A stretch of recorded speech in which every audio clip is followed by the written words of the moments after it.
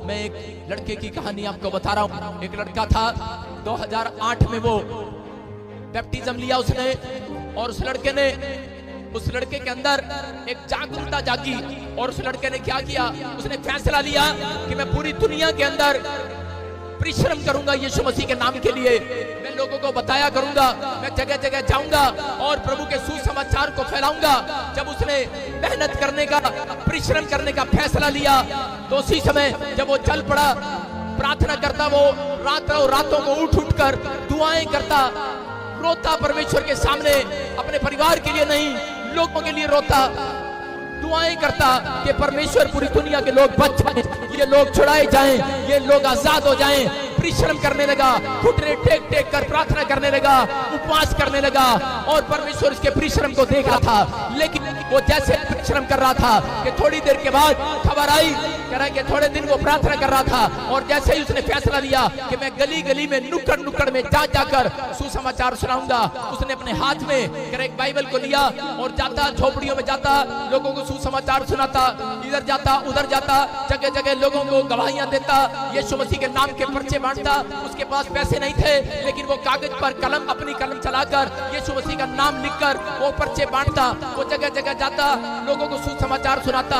और जैसे ही उसने मेहनत करना शुरू कर दिया, परिश्रम किया, थोड़े दिन में खबर आई कि उसकी माँ छत से गिर गई और प्रॉब्लम्स हो गया। मैं आपको बता रहा हूँ कि उस समय वो लड़का फिर भी प्रार्थना करता रहा। डॉक्टर ने उसको जवाब दे दिया, उसकी माँ को, लेकिन वो फिर भी प्रार्थना करता रहा। और जैसे ही वो प्रार्थना कर रहा था, उसके 10 दिन के बाद एक और खबर आई कि उसकी दादी को हार्ट अटैक आ गया। डॉक्टर ने जवाब दे दिया और उसकी दादी मर गई। और वो प्रार्थना फिर भी करता रहा, परिश्रम करता रहा। वो लड़का प्रभु में मेहनत करता रहा, दौड़ता रहा, चलता रहा। और थोड़े दिन के बाद जब वो प्रार्थना कर रहा था कि अपने घर में बैठकर, तो उसका मकान की छत गिर गया और लेंटर गिर गया, और साथ में मकान में तिरड़े पड़ गई। और उसके बाप ने आकर कहा, बोलता है, कह रहा कि जब से तू प्रार्थना करता है, बोलता है, कह रहा तब से, कह रहा मेरे घर में समस्या बढ़ती जा रही है। कह रहा कि तू इतनी मेहनत कर रहा है प्रार्थना करने में, तेरा खुदा कहाँ है, तेरा परमेश्वर कहाँ है? बोलता है, कह रहा निकल जा घर से। जैसे ही वो घर से निकला, उसने मेहनत करना शुरू कर दिया,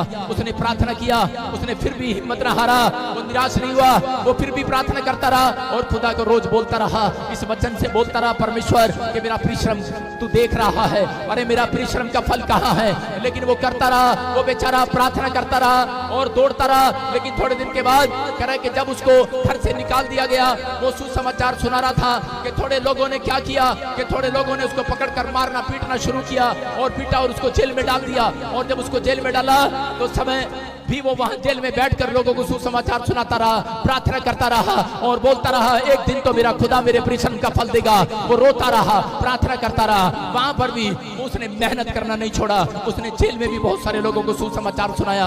और उसी समय जब वो ऐसे प्रार्थना करके बाहर निकला, थोड़े दिन के बाद वो किसी जगह पर करे के एक आदमी के घर पर काम करने लगा, उसके बासन मांगता, उसके कपड़े धोता, बड़ी मेहनत करता।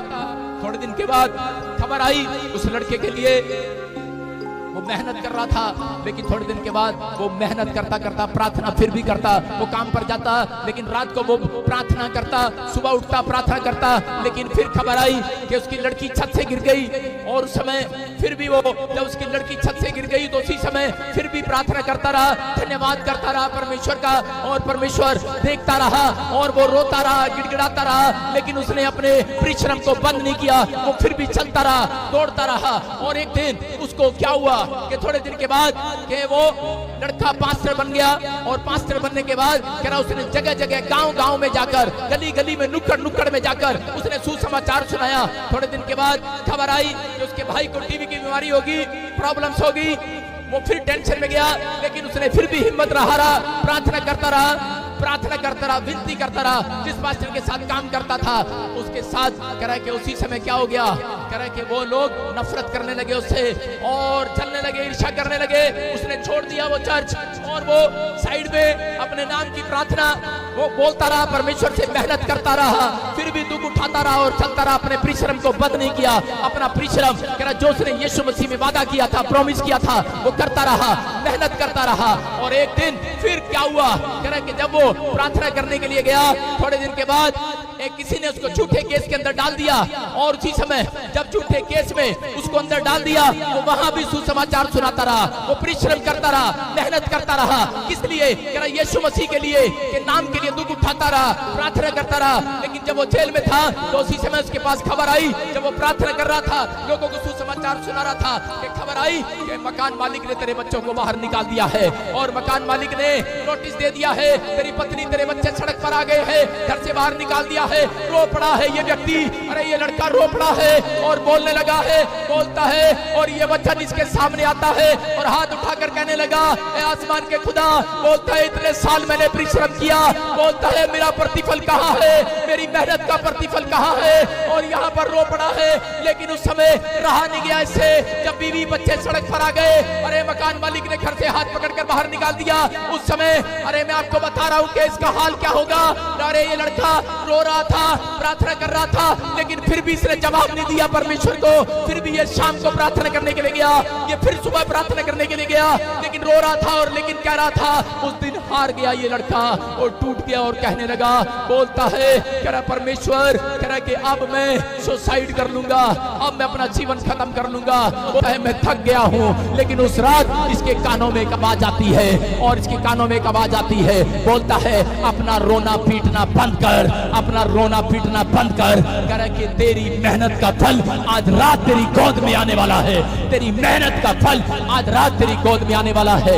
इस लड़के के कान में जब ये आवाज आई और इसने पुस्तक जब बाइबल खोली, तो बाइबल के अंदर ये वचन लिखा था, यिर्मयाह के 31:16 में वो लिखा, वहां पर यहोवा यूं कहता है, कह रहा है कि अपना रोना पीटना बंद कर, मैंने तेरे आंसुओं को देखा है। वो आज ऐसे लोगों को बोल रहा है, ऐ मेरा बेटा है, मेरी बेटी सुन, अपने आंसुओं को, कह रहा है परमेश्वर को एक सामने अगर आपने बहाए हैं, अगर आपने परिश्रम किया है, यीशु मसीह के नाम के लिए दुख उठाया है, अगर प्रार्थना की है, बाइबल पढ़ी है, कह रहा है आपने अपना पेट काट कर लोगों की हेल्प की है, मैं कह रहा हूं आज रात आपका प्रतिफल आपकी गोद में आने वाला चर्च, आपकी गोद में आने वाला चर्च, मेरा परमेश्वर झूठा नहीं है, आपकी गोद में आने वाला है।